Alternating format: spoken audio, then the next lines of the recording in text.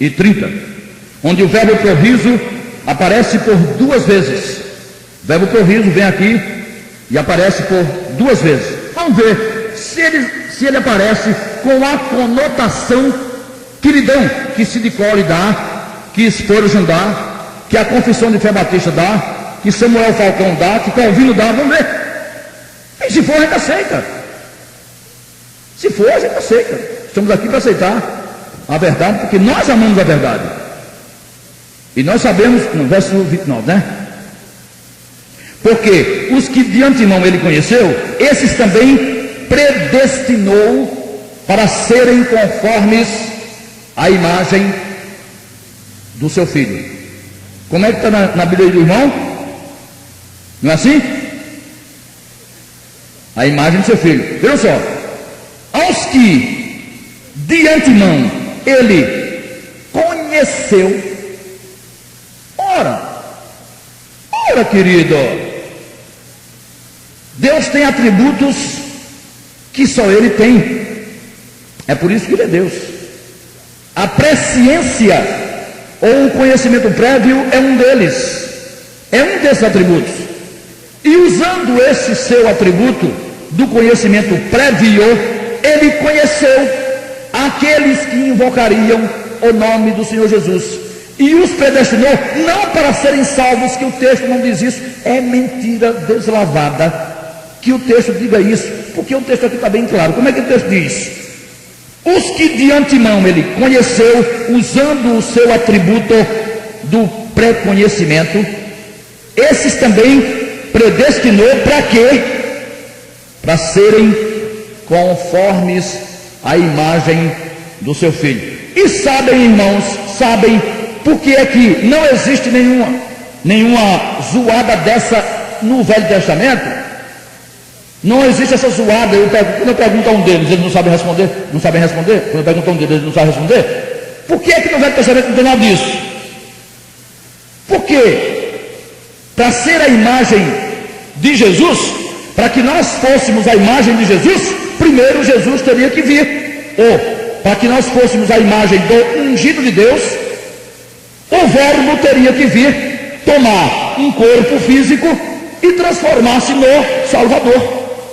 Nós somos a imagem não do Jesus que andava pelas ruas de Jerusalém e pelas terras de Israel. Nós somos imagem do Jesus que ressuscitou, porque nós vamos ter um corpo semelhante a ele. Nós estamos predestinados, aliás, nós estamos predestinados a termos a mesma imagem do Senhor, as mesmas qualificações do Senhor. Por amor dos meus filhinhos, é isso que o texto diz. É isso que o texto está dizendo. Predestinou para quê? Como é que está escrito aqui? Predestinou os que de antemão conheceu. Vejam só, ele não os predestinou de antemão, não. Primeiro ele os conheceu. Primeiro o Senhor conheceu os remidos, e então, depois de conhecê-los, é que ele os predestinou. Ora, se ele tivesse predestinado antes, teria conhecido depois. Alguma coisa houve para que Deus conhecesse os que predestinou. O que foi? Que eles apelaram para Jesus, para o sangue de Jesus. Por que é que ele não conheceu ninguém entre os egípcios 500 anos antes de Cristo, entre os amorreus, entre os filisteus? Por quê? Porque Spurgeon, me diz Spurgeon, por que foi que o Senhor não conheceu ninguém entre os filisteus 500 anos, lá no tempo de Sansão, quando Sansão estava com a queixada do jumento matando negro? Por que é que o Senhor não conheceu ninguém? Por que é que não conheceu Confissão de Fé Batista? Por que é que não conheceu Sidney Collie? Por que é que não conheceu Samuel Falcão? Está aqui Samuel Falcão. Diz Samuel Falcão, por que foi? Diz Miguel Ângelo, por que foi? Diz Calvino, por que foi? Porque não havia como. Só podia ser depois que as vidas invocassem o nome do Senhor Jesus. E isso só pode ocorrer depois que ele foi à cruz e ressuscitou. Só por isso. Os que dantes conheceu, aí ele os predestinou para serem conformes à imagem do seu filho. E Paulo diz mais o seguinte: olha, esses também predestinou a serem conformes à imagem do seu filho, a fim de ser Jesus o primogênito entre muitos irmãos. Eu estava dizendo àquela moça ontem, algumas vidas, mas a moça principalmente, que é uma sofredora de uma religião aí, dizendo o seguinte: olha, durante o seu ministério, o Senhor chamou os seus apóstolos primeiramente de servos. Lá, já perto da crucificação, já perto da sua morte, ele os chamou de amigos, mas nunca os chamou de irmãos. Jesus nunca chamou a ninguém, antes de ir à cruz, de irmão. É só examinar. Ela não tinha examinado ainda. E logo depois que ele ressuscitou, encontrou-se com Maria e disse: vai para meus irmãos e dize-lhes: eu subo para meu Pai e vosso Pai, meu Deus e vosso Deus. Antes, nada feito. Por quê? O Senhor não conhecia ninguém antes. Não tinha como conhecer ninguém. O Senhor só pode conhecer os que predestinaria para serem conforme a imagem de Jesus, quando Jesus se fizesse pleno. E ele se fez pleno quando foi à cruz, derramou a sua vida, foi ao Hades, pagou todo o preço, ressuscitou glorioso e assentou-se à destra do Pai. Aí, meu filho, assunto liquidado. Aí Deus pôde fazer isso aqui. Nós então estamos predestinados para sermos iguais a Jesus. E o verso 29, que é outra vez onde ocorre, mais uma vez onde ocorre o verbo prorizo, diz: e os que predestinou também os chamou. E os que chamou, como é que ele chamou? Ide por todo mundo e pregai o evangelho a toda criatura. Quem crê será salvo, quem não crê será condenado. Eles dizem aqui cada coisa engraçada, porque eu não estou aqui. Deixa eu ver. Pronto.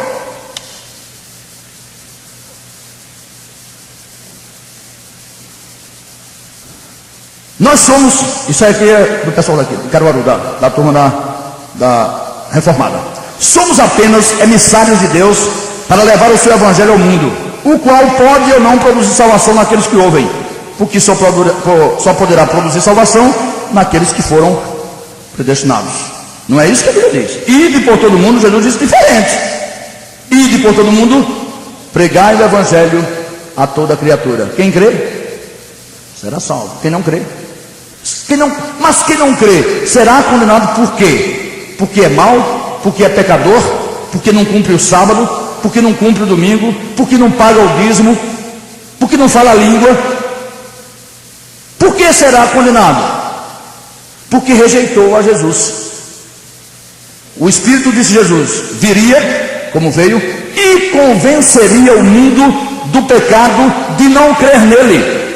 Foi isso que ele disse, O pecado de não crer em mim. Eu digo sempre: o Espírito não veio convencer ninguém do pecado de roubar, do pecado de matar, do pecado de mentir, do pecado de ter pensamentos sujos. Aquela moça disse ontem: eu sou uma pessoa santificada na carne, mas só o Senhor sabe o que é que tem dentro dessa cabeça aí. Aí ela disse: é verdade, é verdade. Só o Senhor sabe o que é que há na cabeça do homem, que não exterioriza o que lá dentro está, com medo da polícia, muitas vezes com medo da cadeia. Cadeia é coisa ruim. E no Brasil então é um negócio desgraçado. Mas se não fosse, e ela veio novamente com aquela colocação miserável, satânica: se eu soubesse que a salvação era eterna, para sempre, eu ia aproveitar a carne. Você ia aproveitar a carne porque você ainda é uma perdida. Se fosse uma revida, você aproveitaria a carne para glorificar o Senhor, porque você se lembraria da existência do bema, onde você poderá ou não ser, o remido poderá ou não ser galardoado. Quer dizer, aquilo que está no remido é infinitamente superior àquilo que está no homem do mundo. Nós remidos, estamos predestinados a sermos iguais a Jesus e até termos da sua glória, numa dimensão menor, é claro, mas termos da sua glória. Estão vendo só, irmãos? 4 vezes já o verbo prorizo, que só aparece 6 vezes no Novo Testamento, não tem nada a ver com salvação eterna. Mas vamos ver as outras duas. Efésios,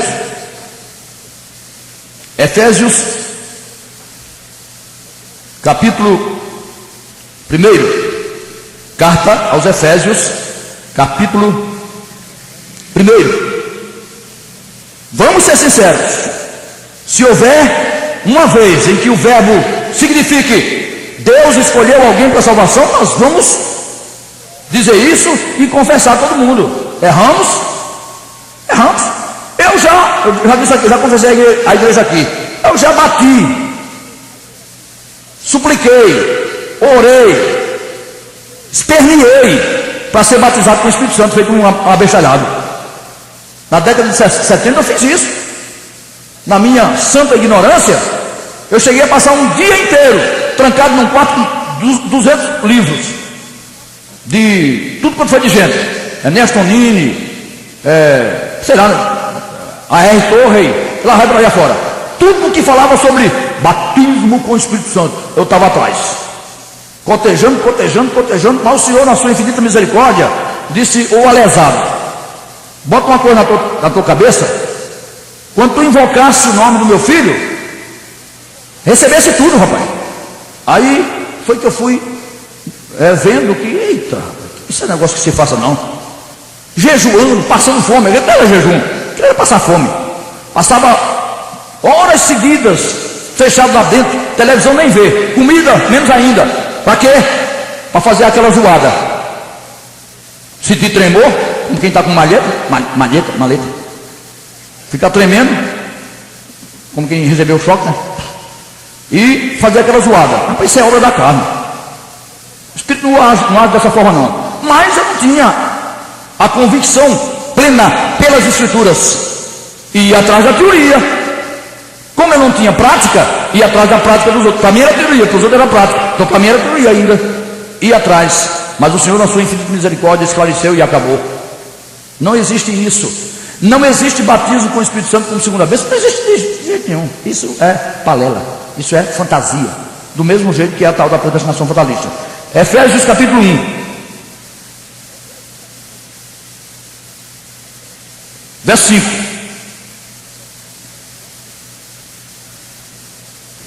O verso 4. Começamos do verso 4. Essa tradução aqui parece que está melhor. Essa minha tradução não é muito boa. Essa aqui deve estar um pouco melhor, porque essa minha é horrívelzinha. Verso 4. Nele, Ele nos escolheu, ou seja, Deus nos escolheu em Jesus, né? Nele, Deus nos escolheu antes da fundação do mundo para sermos santos e irrepreensíveis diante dele. A minha tradução diz no amor. Ela está errada, né? Segundo o texto grego, ela está errada. Por quê? Porque o amor é o do Senhor, não o meu. Como também nos elegeu nele antes da fundação do mundo, para que fôssemos santos e irrepreensíveis diante dele. E em amor, quer dizer, Deus, no seu próprio amor, nos predestinou para quê? Para filhos de adoção por Jesus Cristo, para si mesmo, segundo o beneplácito de sua vontade. Quer dizer, Paulo está repetindo o que disse na carta aos Romanos. O Senhor nos predestinou a nós remidos. O Senhor nunca predestinou a ninguém fora para ser remido. Essa é a agonia, essa é a zoada deles. Eles acham que Deus predestinou pessoas de fora para serem remidas. Não!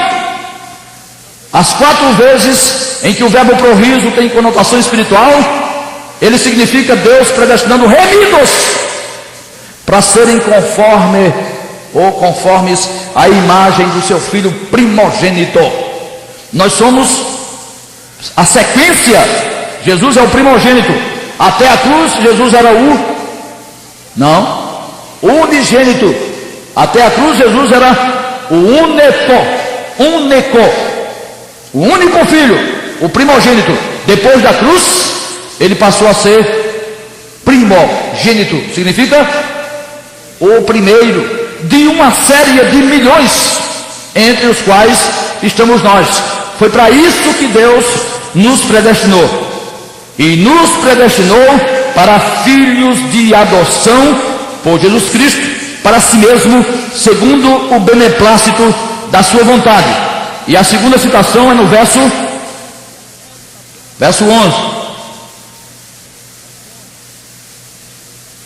Verso 11. Nele, diz Paulo, em quem também fomos feitos herança, havendo sido predestinados conforme o propósito daquele que faz todas as coisas segundo o conselho da sua vontade, com o fim de sermos para louvor da sua glória, nós, os que primeiro esperamos em Cristo, ou seja, os judeus, depois os gentios. Eles, Efésios, nós, caruaruenses, não tem sinceramente, de forma sincera, não tem, sem sofisma, sem adulteração, sem mercadejamento com a palavra, não existe a menor possibilidade de que o verbo prorizo, usado 6 vezes em todo o Novo Testamento, uma só vez, signifique que Deus escolheu um perdido para ser remido antes da fundação do mundo. Que Deus tenha escolhido a nós, por exemplo, nós teríamos sido predestinados. Se existisse essa coisa, nós teríamos sido. Por quê? Fomos remidos pelo sangue de Jesus, a Bíblia diz. É a mesma coisa do arrebatamento. Ninguém será arrebatado porque crê em arrebatamento. Não tem problema não, pode não crer. Se é remido, vai ser arrebatado. Ora, se houvesse predestinação, quem tivesse invocado o nome do Senhor teria sido predestinado. Tranquilo, não tem problema. Eu digo sempre o seguinte: olha, se a doutrina católica fosse verdade e a gente estava numa boa, morria, perdido, passava no purgatório um período de tempo, saía depois, grande coisa, né? Se a doutrina das testemunhas de Jeová, o Adventismo, fosse verdade, não tinha problema nenhum, estaríamos numa boa, morreríamos, ficaríamos em suspensão, tudo dormindo lá, e quando Jesus viesse, ele nos acordaria, porque a gente não está matando, roubando, nem só não está cuidando no sábado. A espírita tem toda que era bom, ficava passeando por esses mundos aí tudinho, que eu até tenho vontade de conhecer, né? É mundo que não acaba mais, pior aqui, melhor aqui, pior aqui, melhor aqui. Um dia criaria vergonha na cara e passaria pronto. Eu perguntei ao espírita: quantas reencarnações serão necessárias? 10.000. Se 10.000 forem necessárias, quantas são capazes de acontecer? 10.000. Se 10.000 forem necessárias, então eu acabar ruim, ia passar umas 10.000. Tem gente que é melhor, né? Muito menos do que isso, passaria pronto, mas finalmente acabaria numa boa. Se houvesse predestinação, tudo bem, eu invoquei o nome do Senhor Jesus, a Bíblia me garante isso, eu teria sido predestinado. O problema é que nada disso existe, e vidas estão pensando aí que foram escolhidas, foram predestinadas, não invocaram o nome de Jesus, porque não houve necessidade e estão perdidas. Só isso. Por quê? Porque não existe essa droguinha dessa predestinação fatalista, como não existe a droguinha da reencarnação, como não existe a droguinha do som do Espírito, do purgatório, da velhinha, da rezinha. Só existe a palavra de Deus dizendo: ide por todo mundo. Aliás, a palavra de Jesus, o próprio Senhor Jesus, já ressurto ou já ressurreto: ide por todo mundo, pregai o evangelho a toda criatura. Quem crê será salvo, quem não crê, é isso que está escrito. E se por acaso nós temos aqui alguém hoje que ainda não confiou no Senhor Jesus, faça como quiser. A minha parte eu já fiz. Eu já invoquei no Senhor, nós já invocamos. A vida é sua, você faz dela o que quiser. Agora, se não invocar o nome de Jesus, vai enfrentar uma barra pesada chamada grande trono branco, que não se deseja nem para o pior inimigo. Não se deseja aquilo lá para o pior inimigo.